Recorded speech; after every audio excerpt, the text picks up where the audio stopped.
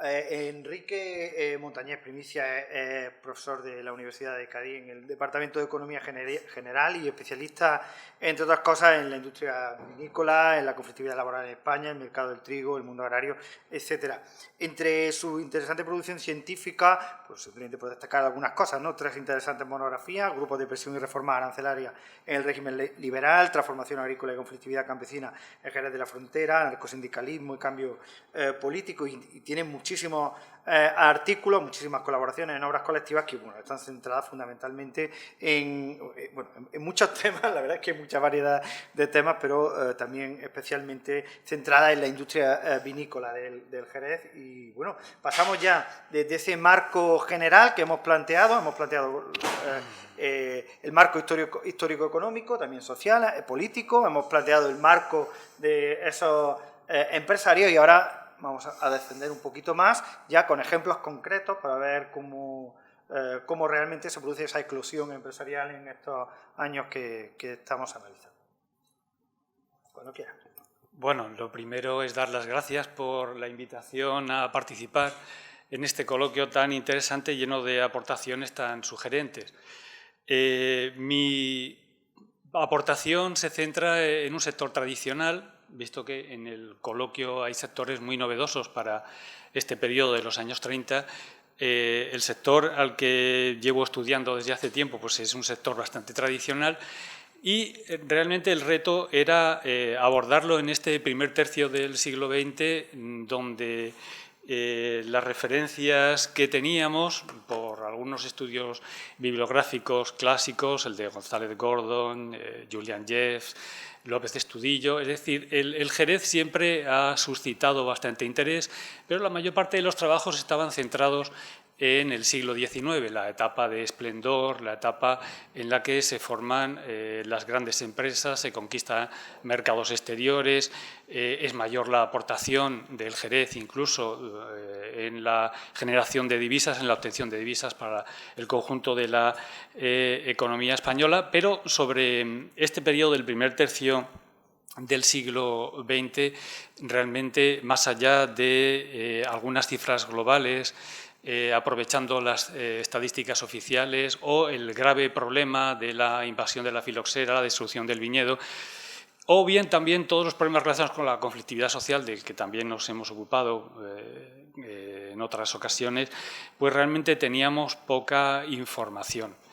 Yo he querido en esta exposición concentrar mucho todo un trabajo de investigación bastante largo, que sobre todo ha querido bucear en la documentación empresarial para tratar de reconstruir no solamente la trayectoria de la empresa, sino hasta qué punto la trayectoria de una empresa individual, en este caso creo yo que bastante representativa porque se trata de la empresa líder del sector, nos puede ayudar a recomponer las cifras globales de todo un sector completo, y además al mismo tiempo nos puede ayudar también a plantear las líneas de evolución de la industria agroalimentaria.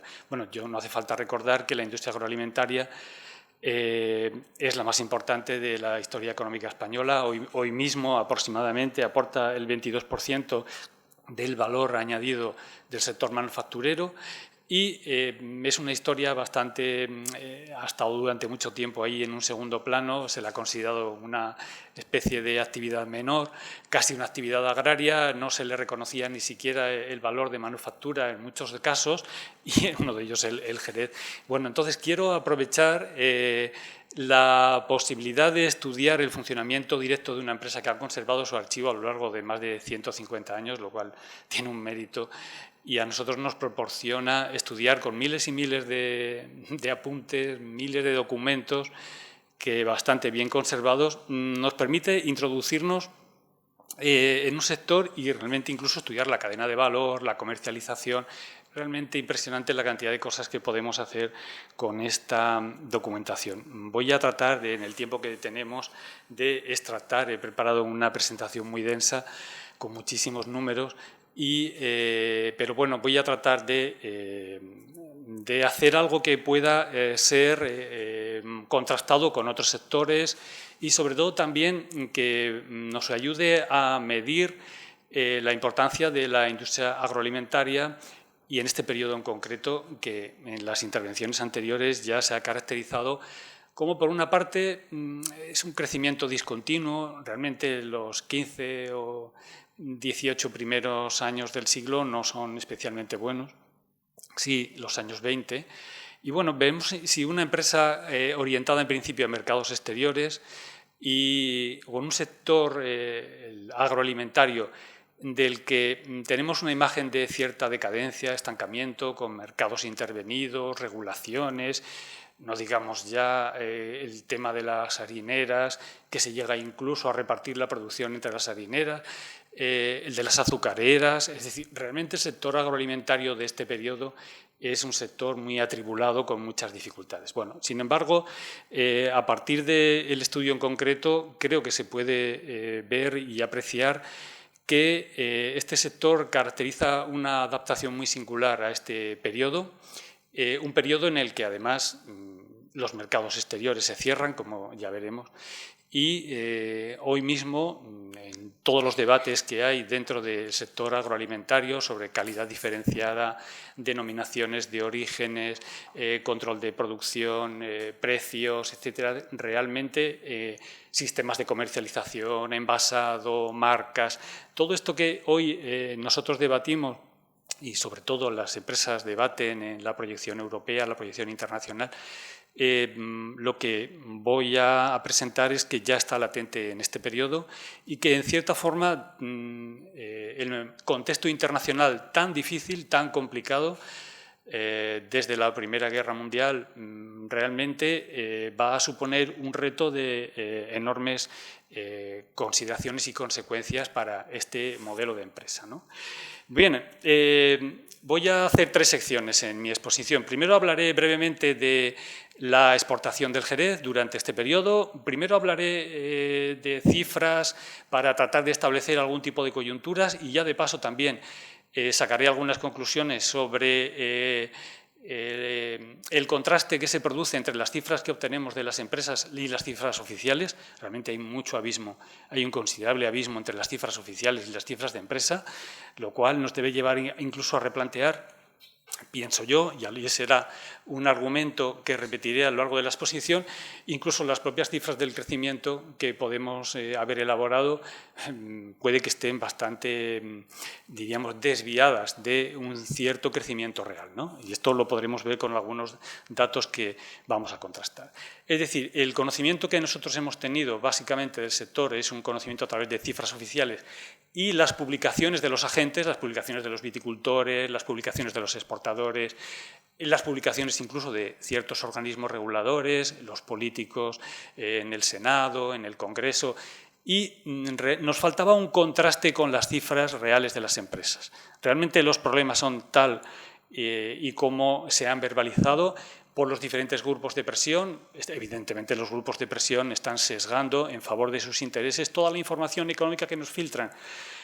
Y mientras que creo yo que la información de la empresa es una información confidencial, es una información interna en ese momento y trata de reflejar, sobre todo en empresas donde hay diferentes tipos de socios, aunque sea una empresa familiar, sin embargo los bloques familiares son diferentes, son cifras que tratan de reflejar en la medida de lo posible la contabilidad, la realidad, porque todos los socios están muy interesados en seguir la marcha de la empresa. De hecho, este trabajo es posible porque la empresa, en un esfuerzo por, diríamos, tratar de adaptarse a un contexto tan difícil, tan complicado, genera un montón de documentación analizando todas sus variables posibles, ¿no? Entonces, lo que pasa es que esa información está enormemente dispersa en miles y miles de folios y mi trabajo ha consistido en ordenarlos, clasificarlos, elaborar series. Entonces, mi trabajo ha sido fundamentalmente elaborar series.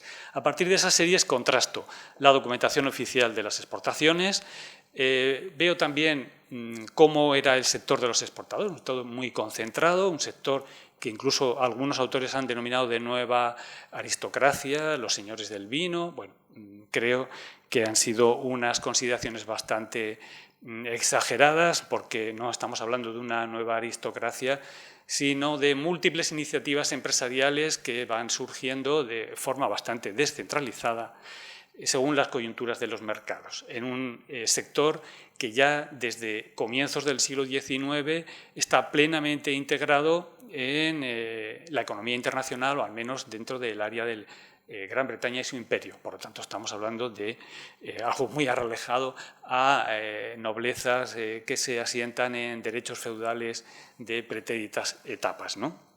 Bueno, por último, en la tercera sección analizaré la trayectoria con esas series que he elaborado de González Vías para poder sacar algunas conclusiones también sobre el sector. Es decir, hasta qué punto una empresa exportadora en este periodo tan terrible de guerras internacionales, increíble aumento del proteccionismo, perturbaciones monetarias. Me quedaba el consuelo, como sabía que este era un periodo bastante decadente frente al que hemos estudiado el siglo XIX, me quedaba el consuelo de estudiar hasta qué punto una empresa exportadora puede sobrevivir en un contexto tan adverso, ¿no?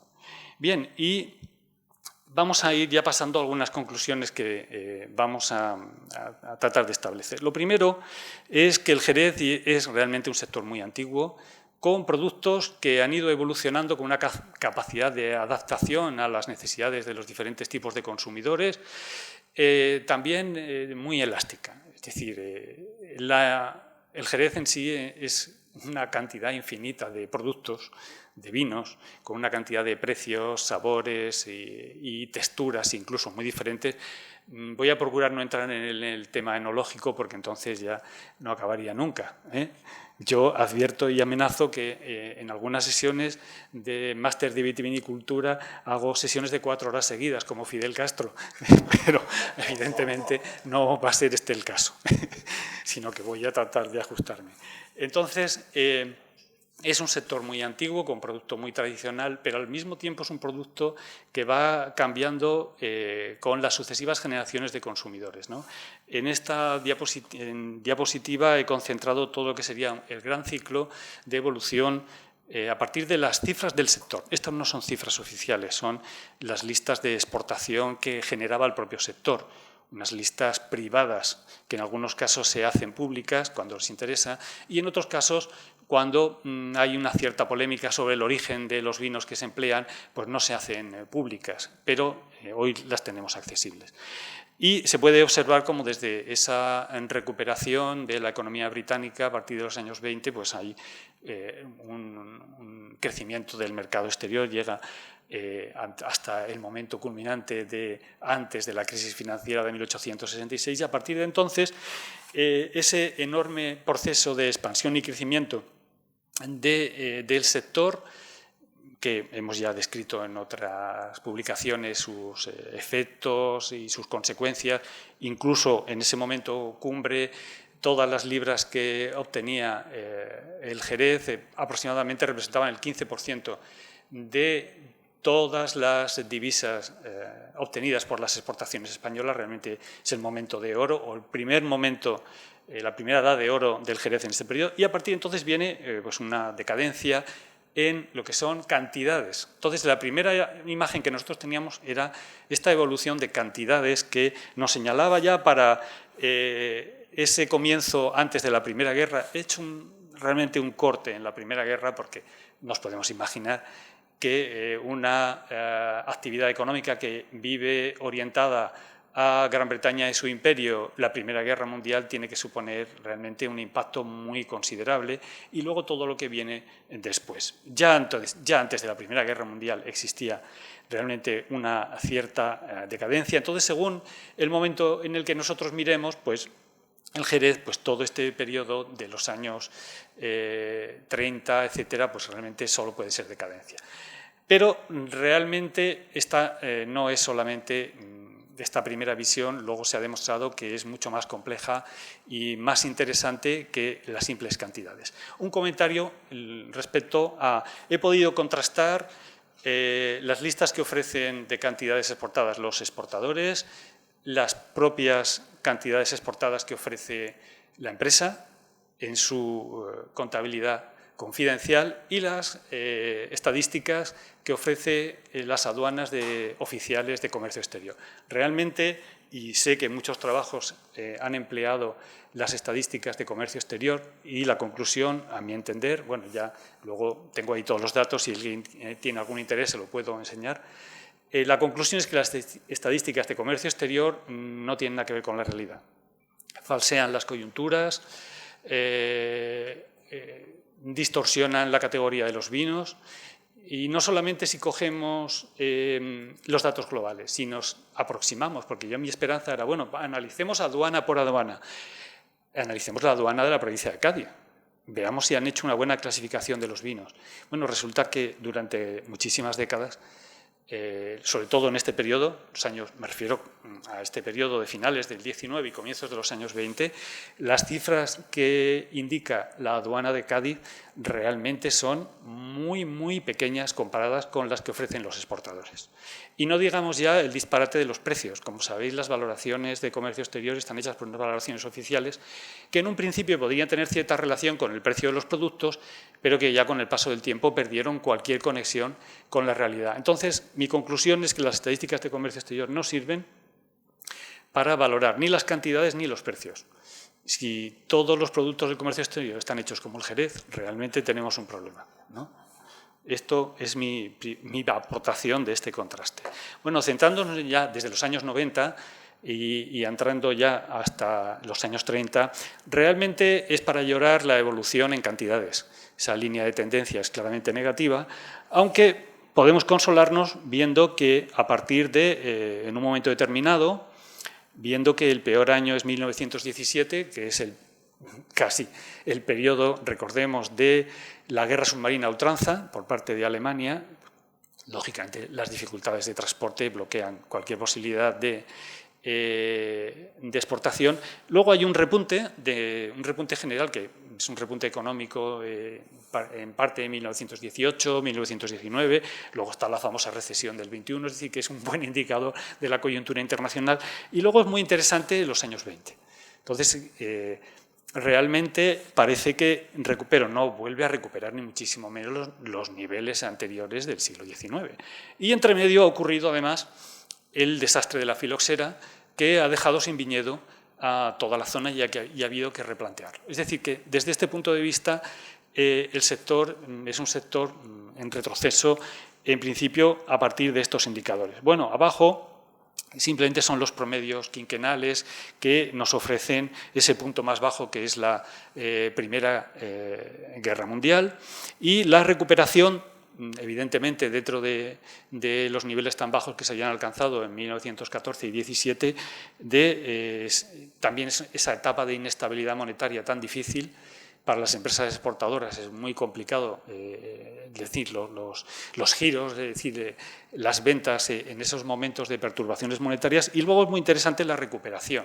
Y sobre todo es más interesante ver qué tipo de recuperación se produce a partir del análisis de esa investigación. Bueno, vamos a ver, entender este contexto dentro del mercado mundial creo que es de interés. Vamos a ver cómo ha evolucionado el mercado mundial de vinos. Quiénes son los exportadores, quiénes son los importadores, cómo realmente estamos ante un mercado muy competitivo, un mercado que aumenta el tipo de oferta, etcétera, ¿no? Bueno, conclusión, entre 1900 y 1928 hay un claro incremento de cantidades exportadas. Cada vez hay más países que se incorporan, no solamente dentro de Europa, sino los nuevos países americanos. Chile tiene un creciente protagonismo y, en menor medida, Sudáfrica, Australia. Es decir, que realmente la competencia aumenta. Y esto lo hemos de tener en cuenta porque es muy contradictorio. Aumenta el volumen de exportaciones, realmente el volumen de importaciones no aumenta en la misma medida y además todos los países son más proteccionistas. Entonces, realmente el mercado está en una situación muy difícil para estas empresas como las del Jerez, que vivían prácticamente del mercado exterior. Los del Jerez ya hace mucho tiempo que perdieron la idea, o sea, la ilusión de que el régimen arancelario español defendería sus intereses. Es un tipo de red empresarial que ha vivido desde aproximadamente 1840 y tantos, que perdieron su apuesta por la reforma arancelaria, ha vivido bastante al margen. Bueno, un poco se animaron en los años 80, cuando intentaron frenar la reforma del arancel Figuerola, pero ya realmente perdieron por completo la ilusión de que el régimen arancelario español respondiera a sus intereses. Como sabemos, y cada vez que estudiamos un sector exportador lo podemos apreciar, la economía española se rige por aquello de que importar lo menos posible y que exporte el que pueda donde pueda, ¿no? Sin ningún tipo de apoyo. Entonces es un sector que está totalmente al margen, lo cual no quiere decir que no tenga también sus intereses, sus grupos de presión en determinados aspectos, y esta es una época en la que todo el mundo se hace muy corporativo y trata de modificar la regulación para obtener algunos resultados, como veremos finalmente, ¿no? Entonces, es un mercado internacional muy complicado, donde España es el principal exportador, es fundamentalmente, como sabemos, de vinos comunes, vinos de mesa, y donde realmente España es de los pocos países que aumenta su exportación durante este periodo. Francia reduce las exportaciones, Italia, Portugal, y vemos el enorme crecimiento de Argelia, que evidentemente todos sabemos dónde van esos vinos de Argelia, van a Francia, porque si lo miramos, el gran importador es Francia. Francia necesita vinos de Argelia fundamentalmente, también vinos españoles, para dar cuerpo, para fortalecer, para hacer sus cupás. Pero lo que no necesita Francia, y lo que Francia también protege, y sobre todo a partir de los movimientos de los viticultores de comienzos de siglo, del establecimiento de denominaciones de origen, protege sus vinos de calidad. Y el Jerez, como vino extraordinariamente caro que es, realmente uno de sus problemas durante este periodo es que el país más importador de vinos realmente margina, excluye, dificulta, y es muy difícil vender vinos de Jerez en Francia. Y en este periodo mucho más. Nunca ha sido un mercado muy grande, pero en este periodo se pierden enormes posibilidades como reflejo de esa marea proteccionista. Y, bueno, ¿dónde se puede vender vino en el resto del mundo? Pues Suiza realmente tiene un volumen muy interesante, y allí que fueron los del Jerez tratando de buscar nuevos mercados y abrieron camino de una forma interesante. Alemania y Gran Bretaña, al fin y al cabo, tampoco es un gran importador, y durante este periodo, aunque los años 20 representa una cierta recuperación, sobre todo cuando aumenta el poder adquisitivo de la libra, con la estabilización, la vuelta al patrón oro, etcétera, pues ahí se reanima esa importación, pero realmente en las grandes cifras son cantidades pequeñas las que se pueden ir arrancando. Bélgica y Luxemburgo representan un prometedor mercado, pero también muy pequeño, el norte de Europa, Suecia, Noruega, Dinamarca,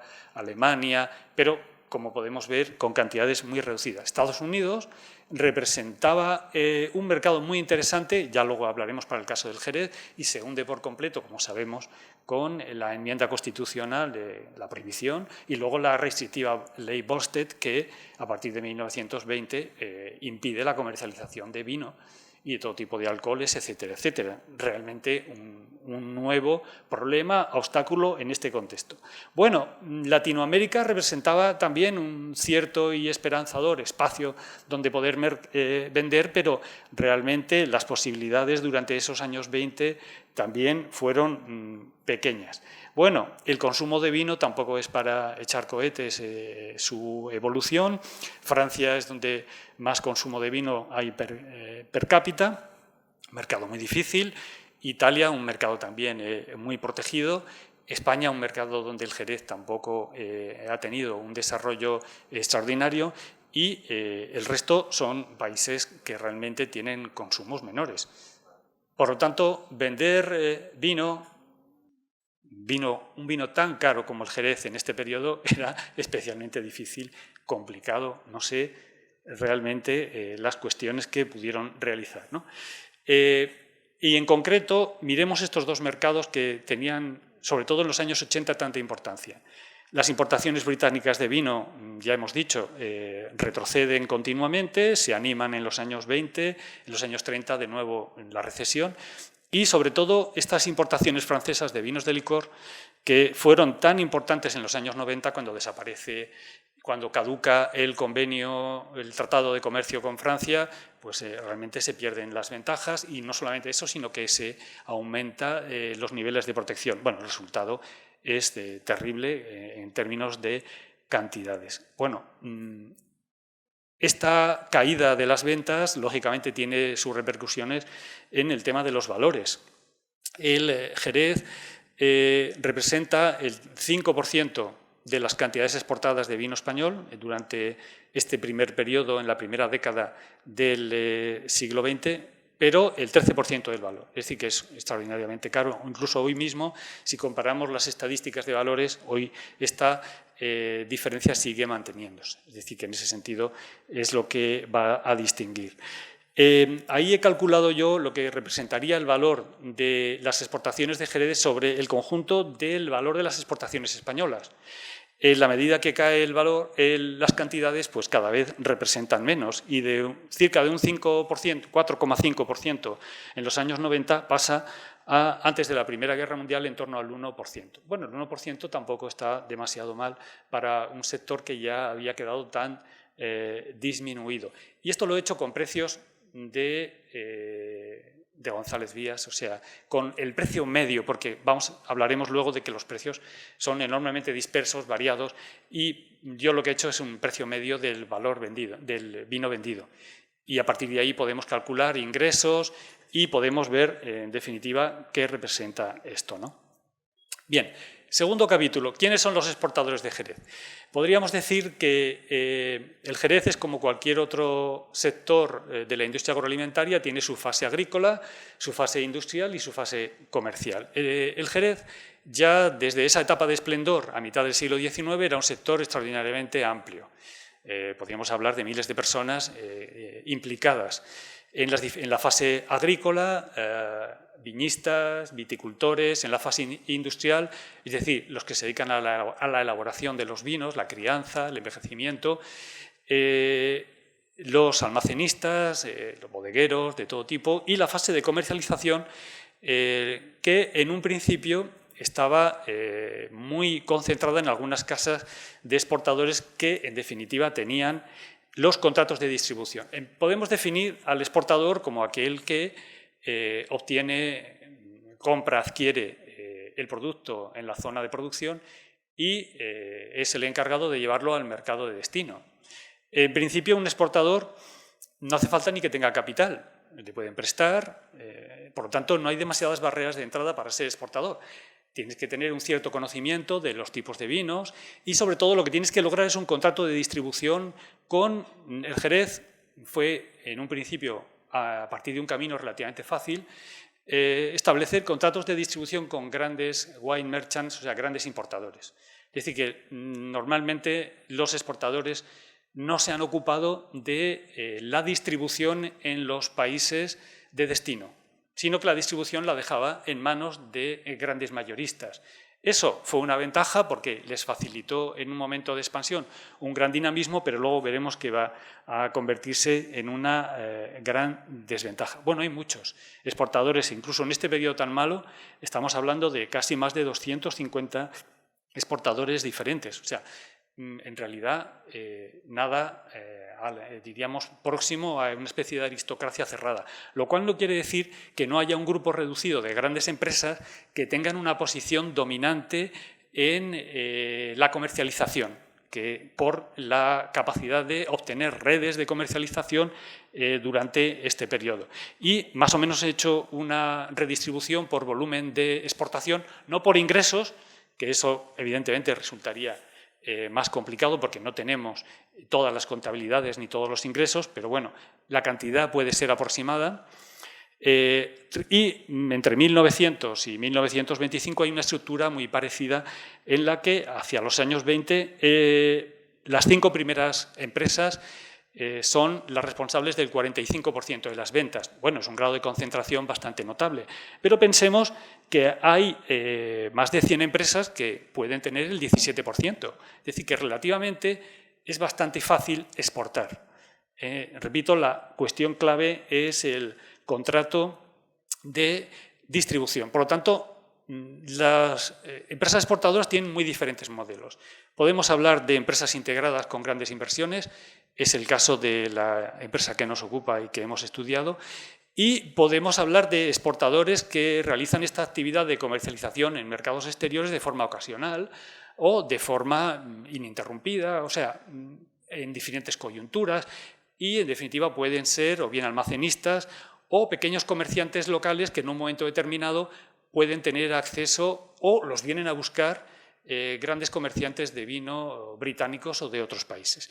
Es decir, que cuando hablamos entonces de este modelo de empresas, tenemos que hablar de qué modelo de empresa estamos hablando. Evidentemente, las empresas dominantes son estas empresas que surgen en la época dorada, aprovechando ese tirón de las ventas.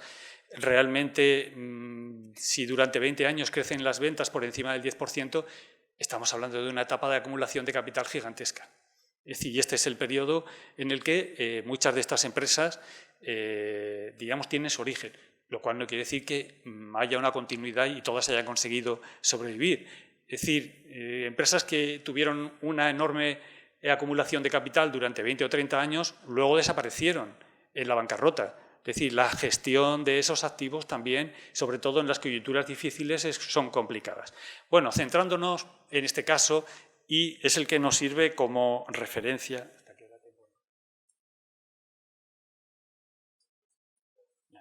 El periodo de 1900 a 1914, tomando como frontera esa etapa de la Primera Guerra Mundial, es una etapa en la que esta empresa es la principal exportadora, el 11% en las primeras décadas, y ya en los años 20 incluso aumenta su cuota de mercado, y mi trabajo ha consistido en localizar toda esa información estadística, contable, y elaborar toda una serie de datos para conocer su adaptación al mercado. Es decir, diríamos un estadio preliminar antes de estudiar otras cuestiones.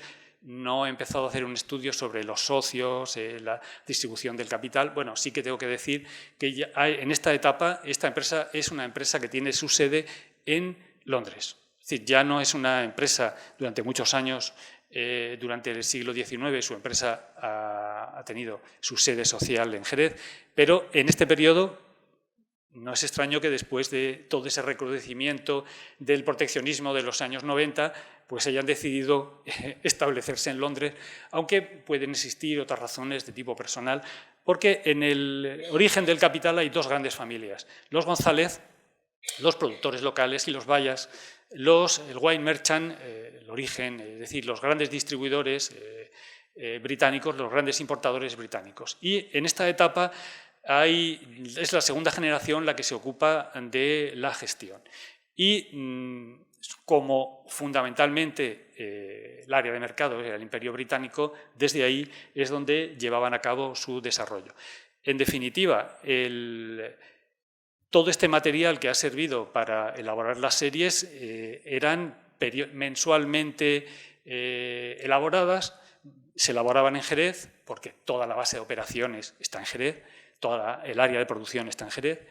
Luego se diversificaron un poco hacia Oporto, etcétera, iniciando también una mayor, diríamos, pluralidad en sus inversiones, pero todo había que mandarlo a Londres para la revisión de los diferentes grupos de socios. Bueno, confiamos en que estas estadísticas, esta información sea fiable, ¿no? Al menos, por lo que hemos podido ver, es bastante coherente. Se pueden discutir algunos aspectos, ¿no? Bueno, paso a dar algunos pincelazos sobre las cuestiones clave. Es una empresa con un activo enorme para la etapa, más de 9 millones, y además es un activo muy vinculado al desarrollo local. Fundamentalmente lo que tienen son vinos. Casi 5 millones en valor son vinos, las fincas rústicas, las fincas urbanas y los envases, las vasijas, es decir, tienen su taller artesanal donde elaboran los envases, etcétera. Es decir, que es una empresa con una enorme capacidad de invertir y que, para que nos hagamos una idea, en 1914 tiene unos recursos propios de más de 7 millones de pesetas. En los anuarios no aparece porque, como tiene sede en Londres, no aparece. O sea, que esto hay que tenerlo en cuenta, pero existía. Y si la comparamos con otras empresas vitivinícolas, pues el capital propio de otras empresas como Bilbaína, por ejemplo, es bastante más bajo, bodegas franco-españolas, o Garbey, del mismo sector de Jerez, pues realmente es una empresa muy destacada. Si lo comparamos con la España industrial, la empresa tan representativa del sector textil, bueno, pues nos encontramos con que tiene un capital social bastante parecido.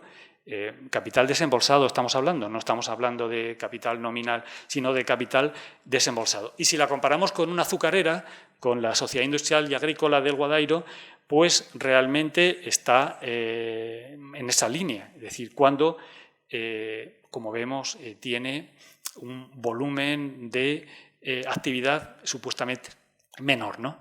Bueno, todo ese activo realmente es el que le permite participar en la fase agrícola, tiene viñedos, elabora mostos, en la fase agrícola realiza toda la fase de la crianza del vino y en la fase de comercialización porque se dedica a través de sus contratos de distribución a vender vino por todo el mundo. Pero es que además esta empresa vende mucho más de lo que es capaz de producir. De tal manera que compra mostos también y uvas de otros viticultores, compra alcoholes porque el proceso de elaboración del Jerez necesita de alcoholes porque es un vino encabezado, compra alcoholes de otras zonas, de otros productores, compra vinos también criados y envejecidos de otros productores y, en definitiva, es un auténtico revulsivo. Es decir, imaginemos que todo el Jerez, más o menos, a comienzos del siglo, según los cálculos que he podido hacer, factura unos 30 millones de pesetas al año, representa un volumen que se invierte en la zona fundamentalmente de forma determinante, ¿no? Bien, bueno, sobre el viñedo, una etapa muy problemática, desaparece el viñedo y la decisión que tiene que tomar la empresa es si replanta el viñedo o no. Y es una decisión estratégica porque es una decisión muy cara. Es una decisión que solamente lo pueden llevar a cabo empresas que tengan una suficiencia financiera importante. Durante este periodo, González Díaz la tiene importantes volúmenes de beneficios, tiene recursos propios que son gigantescos para el periodo y lleva a cabo una replantación muy cara. Y después de la replantación, como vemos en el gráfico abajo, la barra amarilla representa el viñedo existente en toda la provincia, la barra verde el viñedo existente en Jerez. Realmente, si comparamos 1893, antes de la filoxera, con 1923, en toda la provincia no se ha replantado ni la mitad y en Jerez, pues incluso menos de la mitad. Sin embargo, esta empresa replanta incluso más viñedo del que tenía antes. ¿Y por qué no se replanta? Todas las cifras previas que os he dado de la evolución comercial realmente nos indican que es una etapa muy difícil y además la replantación es muy cara. Hay que tener el viñedo prácticamente sin rendimientos durante muchos años. La replantación comienza en 1896 hasta 1905, no da beneficios. Entonces, ¿quién aguanta durante más de 10 años no tener beneficios en una actividad? Muy difícil, muy complicado.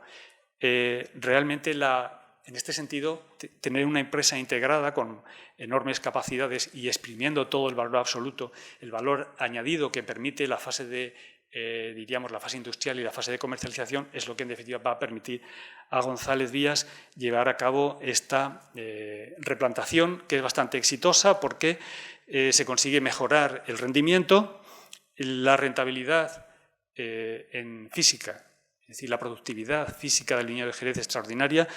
Comparemos esos 30 hectolitos por hectárea con los 12 del viñedo español de la época, pero es un viñedo también muy caro. Yo he calculado que son 297 jornales por hectárea, una cantidad enorme, porque el viñedo normalmente de la época, como mucho, podía estar entre 60, 70, 80, algunos viñedos que se cuidaban mucho. Entonces, un viñedo muy intensivo porque la productividad que se genera también es enorme. Bueno, durante este periodo el viñedo da una pequeña rentabilidad, es decir, que la replantación del viñedo no es por sí mismo. Sí, quedo 5 minutos, vale. La fase de crianza es la que es más difícil de llevar a cabo. Todos esos procesos larguísimos de fermentación a lo largo de más de 10, 15, 20, 30 años. Imaginaros lo que representa acumular vino durante tanto tiempo para luego vender solo una pequeña parte a través de ese sistema de soleras. Bueno, no tengo tiempo de explicar el sistema de soleras, pero simplemente quiero decir que es un riesgo financiero enorme y solamente se puede conseguir si se obtienen los beneficios que los precios altos del Jerez se podían alcanzar. Bueno, aquí he reconstruido todo el movimiento en cantidades de la bodega, entre 1900 y 1914. Lo que representan las masas, los gráficos, la barra es las ventas y lo otro son las existencias y las adquisiciones. Es decir, en una etapa, esto es importante, donde no hay regulación, no hay una determinada manera en que tú elabores el vino, sino a tu propio criterio, tu tradición, tu reputación, lo que tú entiendas como la calidad que quieras darle al vino. Es decir, las ventas solo son una pequeña parte, aproximadamente entre el 30 o el 40% de todas las existencias que se tienen, ¿no? Lo que, en definitiva, solamente se puede conseguir una cierta rentabilidad si los precios se pueden alcanzar a través de un volumen importante. También esta gráfica lo que recoge es la evolución de los precios y nos permite ver la enorme diferencia que hay entre el precio del mosto, sería esa primera barra que pone 25, y el precio del vino de exportación. Lo que hay ahí es todo el proceso de crianza y todo el proceso de comercialización. Entonces, las empresas integradas realmente tienen la ventaja de sumar valor añadido. Aquí he calculado más o menos el valor añadido de cada fase a partir de este sistema de precios y realmente quién es el que va ganando en función de cada coyuntura comercial. Y lo que podemos ver es que, en definitiva, la fase de la crianza es la que más valor añadido, la fase industrial. Realmente el mosto que sale del prensado de la uva no tiene nada que ver con el vino que finalmente se exporta. Y luego la fase de la comercialización, como veis, realmente tiende a disminuir su importancia, sobre todo en un mercado cada vez más competitivo, con más problemas, más obstáculos y con precios decrecientes, ¿no? La comercialización es un mundo enorme. Hay decenas y decenas de tipos de vino. Lo único que, ya para ir concluyendo, voy a pedir un poquito para tratar de hacer coherente la evolución que quería mostrar, es que estos grandes comercializadores tienen varios tipos de productos, vinos y brandies, vinagres, y varios tipos de envasados. Fundamentalmente, antes de la Primera Guerra Mundial, el envasado preferente es el de las grandes botas, es decir, venden graneles, y nos podemos imaginar entonces lo que significa vender graneles, a pesar de que son precios muy altos, pero son precios menores, porque el granel es un vino que va dedicado al importador, que, por ejemplo, ahí os he puesto esa botella de los Gilbey. Los Gilbey eran uno de los grandes importadores británicos que importaban vino a granel, compraban vino a granel de González Vías y luego lo comercializaban ellos con su propia marca. Y quiero hacer mención de todo esto porque todo el gran proceso de cambio y transformación de este periodo de los años 20 es un periodo que, como ya hemos podido ver en los datos iniciales, no es tanto de cantidades, sino de procesos de comercialización. Y aquí entonces ya paso a saltarme montones de cosas que yo tenía, pero que luego las puedo recuperar.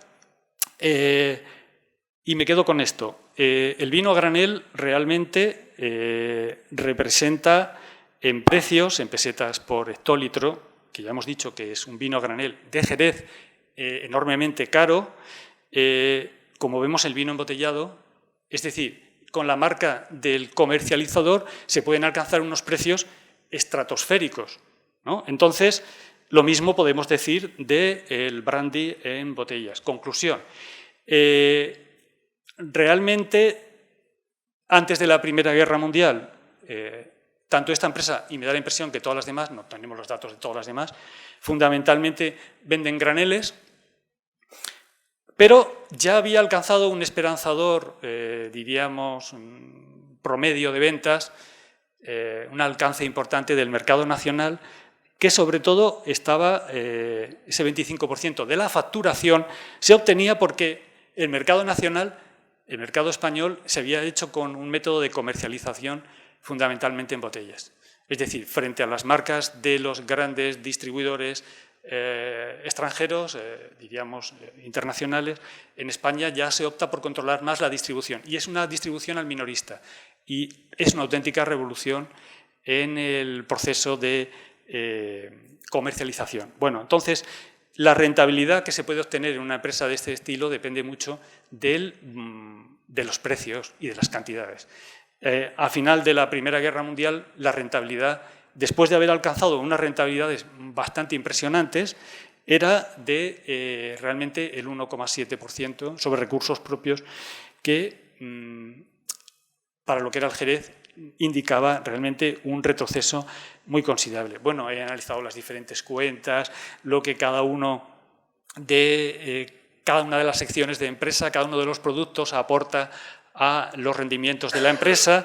Bueno, si hay interés ahí, pues puedo hablar de ello. Bueno, y me meto ya para concluir en los años 20, estos años 20 en los que hemos dicho que realmente se advierte una tasa de crecimiento económico importante. ¿Qué reflejo tiene para una empresa exportadora con un mercado? Por ejemplo, todo el vino que vendía en Estados Unidos representaba el 15% de su facturación. Era mucho. Cuando no se vende vino en Estados Unidos por la prohibición, realmente recolocar un 15% es realmente una labor muy considerable. Bueno, he elaborado series de ventas, precios y tal, y resumo, ya no voy a pasar más diapositivas porque no quiero ya abusar, y resumo, lo que se observa es que durante los años 19 y 20 hay una recuperación muy considerable de los precios y he hecho, ¿aumentan los precios de venta en un mercado tan complicado? ¿Será efecto de la inflación? No, no es efecto de la inflación, los precios suben por encima de la inflación. He cogido el deflactor de Leandro Prados y mientras que el vino común español pierde, por decirlo así, poder adquisitivo, es decir, crece menos que la inflación, todos los vinos, desde el mosto sin elaborar hasta el último vino elaborado del Jerez, aumentan diríamos, su capacidad, crecen más que la inflación. Entonces esto hace disparar el volumen de ventas. Un aspecto que no conocíamos solamente mirando las cantidades. Incluso esas listas de exportadores que son bastante fiables, resulta que si analizamos las ventas se disparan, porque el efecto precios es extraordinario. El efecto mercado, es decir, bueno, ¿y dónde consiguen vender tanto? Bueno, pues el efecto mercado es extraordinario y vemos que se ha perdido mercado en Inglaterra. En Norteamérica, admirablemente, sigue exportándose bastante, esta vez ya no a Estados Unidos, sino a Canadá. No sé si luego habría algún tipo de trasvase o transporte, pero también hay vinos que se venden en Estados Unidos con los famosos permisos que la ley Bosted autorizaba para uso sacramental, y la afluencia en las iglesias católicas de Estados Unidos está bastante documentado, se incrementaron durante este periodo y en concreto, y no solamente esta empresa, sino me consta que varias empresas de Jerez sirvieron a muchas iglesias católicas de Estados Unidos y las cantidades no son despreciables. Bueno, pero realmente, ¿dónde está el volumen de ventas? Pues el volumen de ventas está en el mercado español, que increíblemente, y esto es un indicador que podría también advertirnos de que los años 20 son muy interesantes en España, más de lo que nos podríamos ver, más de lo que en principio también parece que el poder adquisitivo, porque son vinos muy caros. Y además lo interesante es que las ventas que crecen en España son las ventas de embotellados, no de graneles, o sea que son los vinos muy caros, realmente de los más caros que uno pueda encontrar. Pero es que además hay otra sorpresa en este periodo. Se extienden las ventas en el norte de Europa, en Alemania, sobre todo en estos países nórdicos donde existen monopolios de alcohol, increíblemente se extienden, pero sobre todo hay otra sorpresa que consiste en que hay un nuevo producto que va a ser un bombazo durante este periodo. Ese producto es el brandy. Y resulta que llega un momento en que a finales de los años 20 las ventas y los beneficios por el brandy son más que por el vino. Bueno, podríamos explicarnos esto con procedimientos de elaboración, de gestión de existencias, tiene su explicación, y el resultado es que volvemos a los años 20 con unas rentabilidades fabulosas, con una acumulación patrimonial gigantesca. Es decir, que muy pocos años, desde 1919 a 1928, son los años que he podido estudiar, los beneficios obtenidos por esta empresa prácticamente representan el capital. Es decir, que se consigue una rentabilidad de más del 10% y en muy poco tiempo pues, consiguen el mismo nivel de los recursos propios que habían dispuesto. Es decir, que realmente es una empresa. Entonces, la sorpresa es que ya no es una empresa exportadora, porque el 65% de su facturación es el mercado español. Bueno, ¿y qué otra cosa podíamos esperar en una época tan complicada, tan nacionalista, tan difícil de vender fuera, ¿no? Realmente esta empresa se ha nacionalizado siendo una empresa con domicilio en Londres, ¿no? Y la cuestión muy interesante que queda es que ese, por decirlo así, pelotazo que dan con el brandy, da la impresión que es bastante generalizado, pero lo comercializan con una denominación de origen que es Coñac de Jerez. Es decir, la gente de Jerez que tanto se había quejado de ese mundo de falsificaciones, imitaciones, que habían cogido el sherry como imitación y se hacía sherry en Sudáfrica, en California, en Chipre, en todas partes se hace sherry. Y como no hay ninguna autoridad internacional que pueda prohibir esa comercialización, bueno, la paradoja es que también Jerez cae en esto. Y finalmente, aunque la palabra brandy aparece con frecuencia en los documentos, en la propaganda, en la extensión, realmente también utilizan la denominación Coñac de Jerez. Es decir, que todo esto va a cambiar porque los años 30, finalmente, en España inicia el proceso de la creación de las denominaciones de origen y en el año 33 Jerez crea ya su marca colectiva. Es el primer, diríamos, primer consejo regulador y ya podemos decir que el negocio va a cambiar y estamos hablando de otra etapa muy diferente. Bueno, perdón por la extensión, pero era muy denso el trabajo. Muy bien, muchas gracias, Enrique.